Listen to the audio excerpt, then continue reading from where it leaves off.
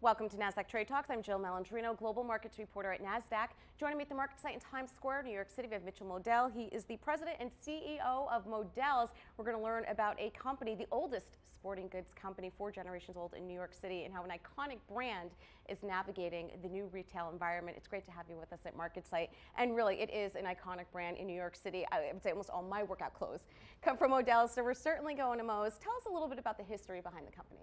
Started by my great-grandfather Morris in 1889, and 4 generations, 130 years later, we're fighting the retail apocalypse as we speak, and just fighting through it.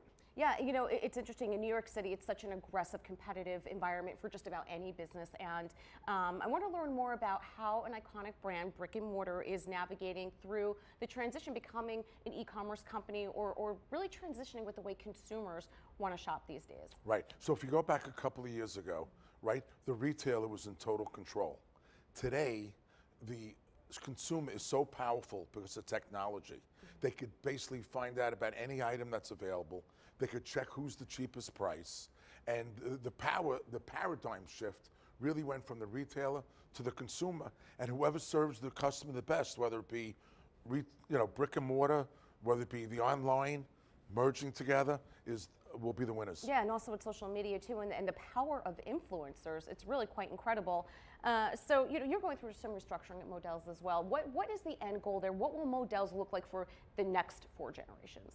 So right now we're going through a major cleansing of taking our unprofitable stores and closing them. So this past Thursday, we announced we're closing 24 unprofitable stores. We were able to restructure 5 leases with a few of the landlords on Saturday and yesterday. So we're now keeping 19 stores closed as opposed to 24. And the goal is to, once we shed those bad leases, have a profitable chain going forward with the forward profit. I mean, we just heard that come out of Macy's as well. They're going through a massive restructuring effort. And Bed Bath & Beyond is another one too, going through a massive restructuring effort. So what will the company look like? Will your e-commerce strategy be different?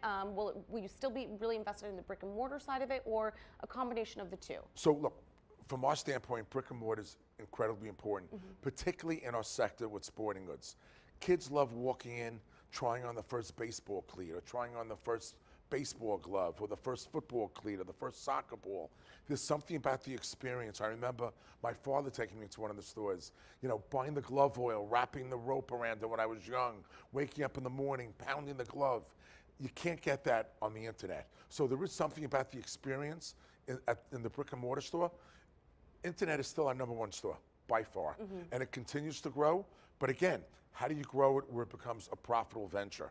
Right. When you give free freight away and you go on sale and give big discounts, you do a lot of volume, but all you do is trading dollars. So the key is, how do you manage that process? I wonder if there'll be another resurgence of brick and mortar where experience is really going to become important again for the consumer. It feels like we went into one paradigm where everything is about online spending, but that experience still does need to exist. Even if you look at the super high luxury end market, they're still going into the stores to make that purchase ultimately. So I wonder if we'll see almost a marriage of the two, maybe over the next 5 to 10 years versus strictly online. And not only that, but it's about culture. Right. How do customers feel when they walk into the store? If they feel like you're attending to them, you care about them, you give them the service, you can't get that online. So again, it's all those different component parts that makes for a better experience at retail. All right, Mitchell, great to have you in studio. Thanks for joining us. And thanks for joining me on Trade Talks. I'm Jill Malandrino, Global Markets Reporter at Nasdaq.